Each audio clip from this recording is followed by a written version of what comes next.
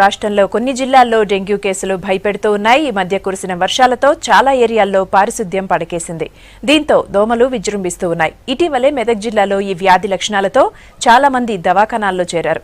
ఇప్పుడు ఖమ్మంతో పాటు మరికొన్ని జిల్లాల్లోనూ డెంగ్యూ, మలేరియా కేసులు పెరుగుతున్నాయి.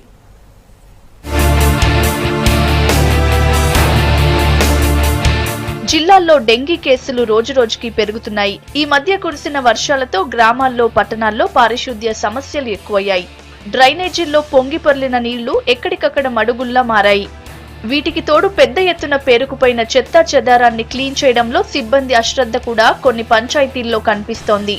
దాంతో దోమలు విజృంభిస్తున్నాయి.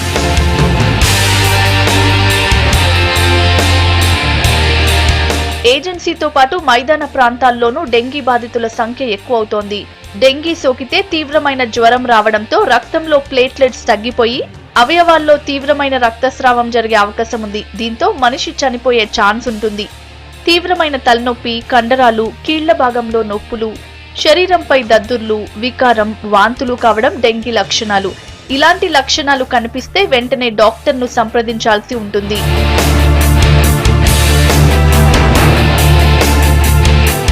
గ్రామాల్లో మలేరియా జ్వరాలు కూడా విజృంభిస్తున్నాయి. దోమలను లార్వా దశలోనే నాశనం చేస్తే డెంగీ, మలేరియాను ముందుగానే అరికట్టే అవకాశం ఉంటుంది. కానీ పంచాయతీలు, ఆర్డబ్ల్యూఎస్, వైద్య శాఖ సమన్వయ లోపంతో గ్రామాల్లో ఎలాంటి పనులు జరగడం లేదు. గ్రామాల్లో పిచికారీ మందులు, ఫాగింగ్ చేపట్టడం లేదు.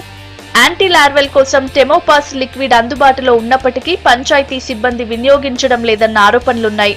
డెంగీకి సంబంధించిన ఎలీషా టెస్టులు మాత్రం జిల్లాల్లో కొన్ని చోట్ల మాత్రమే అందుబాటులో ఉంటున్నాయి. దాంతో డెంగీ కేసులు నిర్ధారించడానికి ఆలస్యమవుతోంది.